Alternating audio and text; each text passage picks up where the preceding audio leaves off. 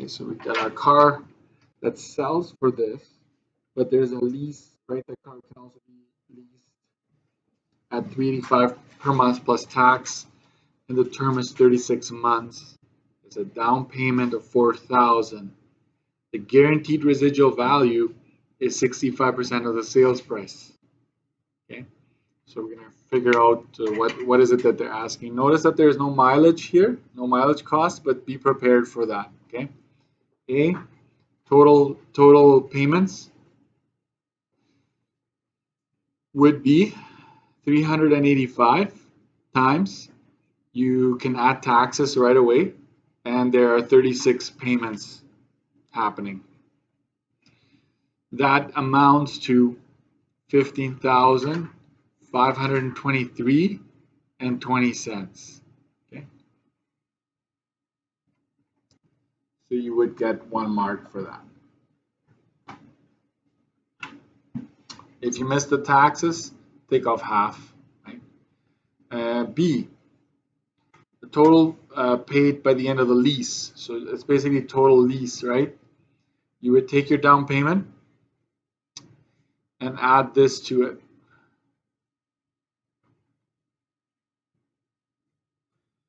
And so altogether, we're sitting at $19,523.20. And it's worth 2 marks because 1 mark would be making sure you don't add taxes to the down payment. And then the other mark, the province would say the fact that you know that these things have to be added. So that's B. All right. If you got this wrong up here, of course, it's going to follow you, right? So what I do is, if this number is wrong, right, I still go X, but you'll go step check because your steps are still correct. So you only use it once. Okay. C, the total residual value of the car, including tax. So we take 65%, turn it into a decimal. We multiply it by the price of the car, and we add taxes to it. If you do this in one shot, when things are just multiplying, you can do them all at the same time. And that is $26,099.35. So it's worth 2 marks because you're finding 65% of this. And the second mark is the taxes. I think if you do this in steps, you might get 36, so that's okay. 0.36 if you do this in steps. If you do that, you round your answer, then you add taxes, you get 36, that's fine with me. And D is the total cost, including the lease, if it's purchased at the end. You would go add whatever you got in B with C, right? You add those 2 numbers. And so you should be getting, if you did everything right, this amount. Right? So again, if your number does not match mine, you go X, right? But the step is correct. And so basically you added B and C together. That is the step that I'm looking for. So no minuses in a sense. You get a full mark, right? Here, this one would be 2 marks regardless, right? Because it doesn't really, it's not based on a previous answer. So if you have questions, come see. Okay, keep going. Number 2. Moira Wheeler purchases a new, that's the key word there. Earlier it was lease, now it's new. So you should have a category for new. Of course, it's going to be at a dealership, but this, right, if it's used, then there's a difference between dealer and private. If it's new, it's always going to be at a dealership. You have a MSRP, right, MSRP of that much, and there's a trade-in, and they throw in that documentation fee there. So in a sense, if you want to look at it this way, sticker would be $22,998 plus $149. I have to add that up because I did it all in one shot. So technically your sticker becomes this, okay? And then you have a formula for a new vehicle, which is taking the sticker, subtracting the trade-in, and to that, you got to make sure you put brackets. You multiply that by 1.12. This gives you 18,147, right? If you subtract, you add taxes to that, you get 20,324 and 64 cents. If you got that, you're getting 2 out of 2, done deal. Even if you did it slightly differently, some students take the 149, they add taxes to that, and then they just do like the 22,998 minus 5,000, add taxes to that, and add it up. That's fine. You should get the same answer there. Okay, so we're good this page. So keep going. It's a running total, right? So here, pay close attention. If you have a pen, feel free to add to your pages, right? Add it, write in. So partially filled in.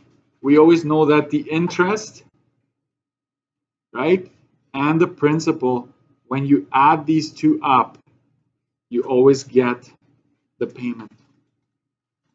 Okay, so payment is I plus P.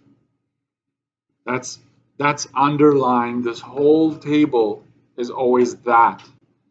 If it's completely blank, right, I would need to give you the interest rate and loan and stuff like that, and then you use this formula, right? That one, but right now you don't need it. You just need to know, oh, if these two add up to that, right, to get the interest, all you need to do is 296.90 minus 261.48. Okay, and so that's 35.42. 35.42. Okay, and then we know that this number always brings down that one, right? So you subtract and you get, let me look at the right paper here, 97.38 and 52 cents. Okay. And then the next one here, we need to subtract these two, right? So you go 296.90. You should have, this one should have been clear to you, right? 262.41. Okay, 262.41. And then this subtracts from that, and you get 9476.11. Okay, so if you want to write down minus 262.41 here, feel free to do so. Okay, and this one is the hardest one, but just remember what happened to this number to get here, right? We subtracted whatever was in here. We don't know what it is. So just subtract these two here. Subtract these two numbers. You get 94.76.11 minus 92.12.77. And there's a difference of 263.34, right? Sorry, you can't see that. Let me zoom that out. Right, this went down by 263.34. So that is actually the number that goes in here. And once you know this, you subtract it from the payment to get the interest, which is 33.56. How do you mark this? Every box is worth half a mark. So if the ones you got wrong, just take off half a mark for every wrong entry, and then get it to your total. I should maybe wait with the chips a bit.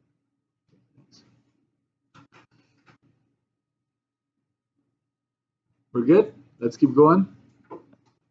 State and explain 2 advantages of leasing. The most popular should be lower payments, right? And the explanation is not always easy, right? But you would say, compared to financing, right, you only pay for part of the vehicle's value, right? This is versus financing. Sorry, it doesn't look like financing, but it is financing, trust me. So, right, when you're leasing, you're not paying for the entire value, you're only paying for, right, the depreciation, the amount that's being lost. So there we go. Another one would be it's safer, right? You always drive a new vehicle, therefore you have the latest safety features.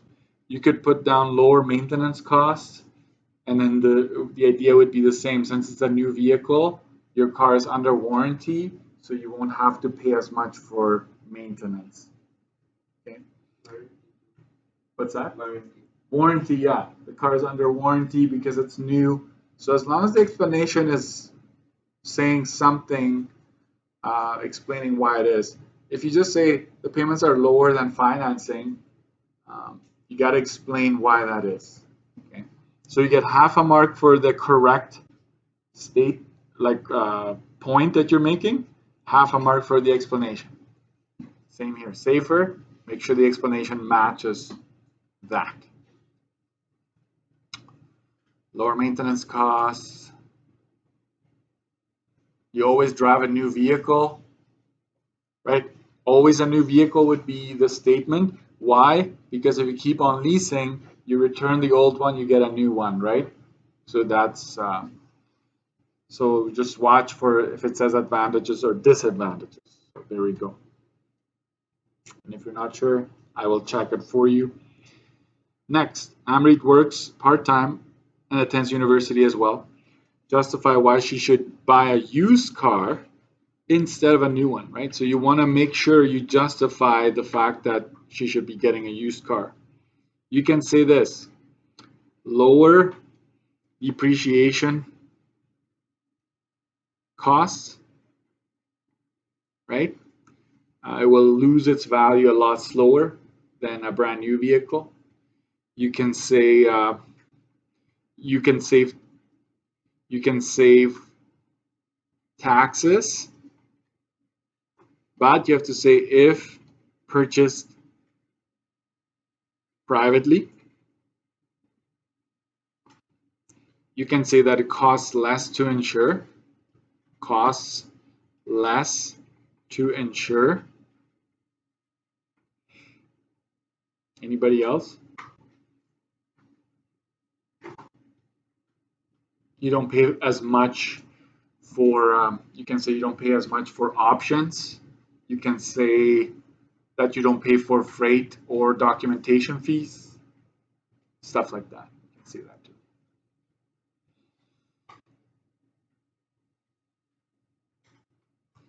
I'll leave the bonus for now. For now, I'm just going to do 6 and 7 and then I'll tell you. So 6, I don't know where you have room. I think I'm going to do this here. 6 things that affect your insurance premium would be the vehicle type, where you live, right, driving record, which would be your merit or demerits, driving record, deductible,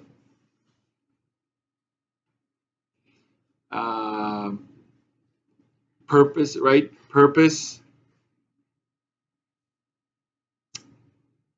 of use, right, be it all-purpose, leisure, farm, all those like that would affect it. What are you using it for? Driving record, merits. If you talk about merits, the merits, I'd be fine there. The third-party liability, the amount you choose for it, right? If you go 1 million, 2 million, 3, right? The more you want coverage, the more it's going to affect you. You saw me, right? If you want to have a rental, should your car be written off, that would cost you extra, right? So there's a lot of things that affect it, but this is, your age actually doesn't. Even though some might argue, well, the older you are, the more chances you have to accumulate merits. But you could also have demerits. You can be 50-year-old person and still have demerits, right? So it's your driving record that ultimately determines that. Okay, 7. What's a deductible? Moment of truth. The amount you pay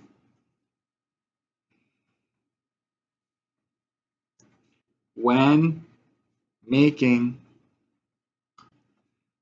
an at-fault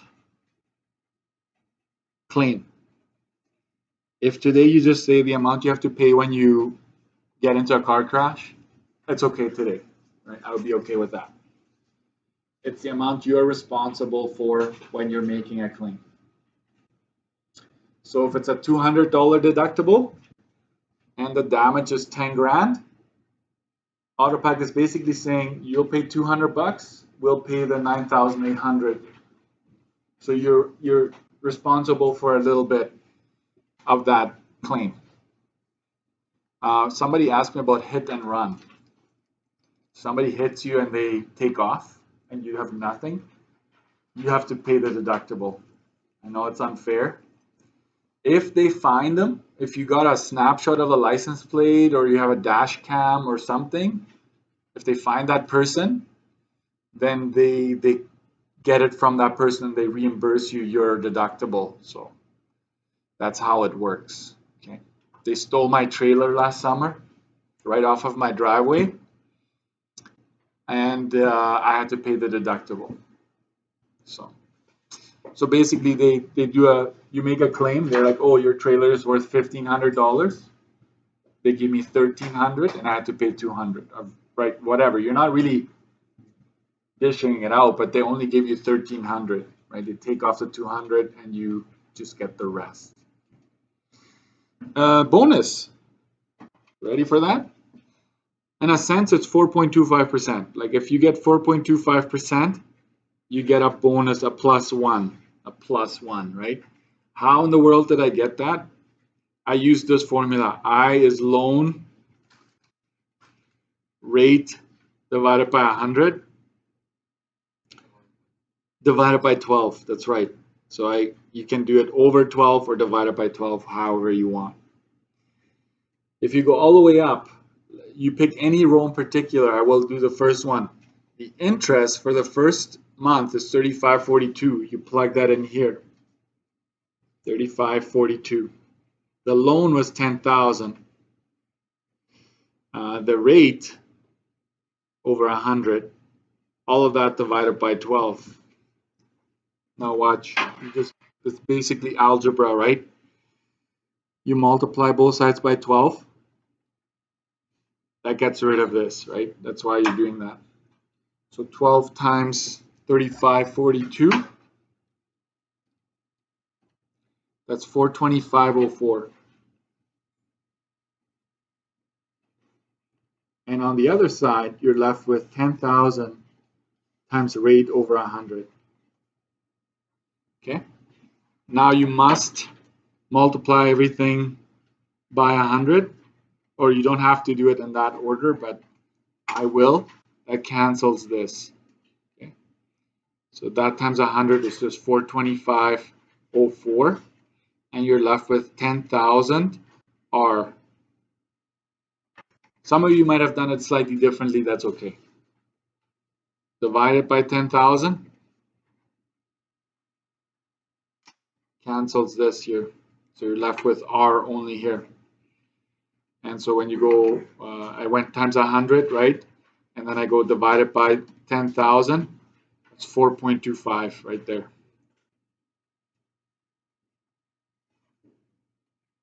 That's the interest rate. So it is possible to do it. So you get plus 1 if you got this. Okay. So we need to go back to the front. And instead of 14, this is actually worth 16 because we added those two questions, right? So it's worth 16. And so add up what you got. Put it at the top there. Make sure your name and last name is on there. And we'll pass it forward.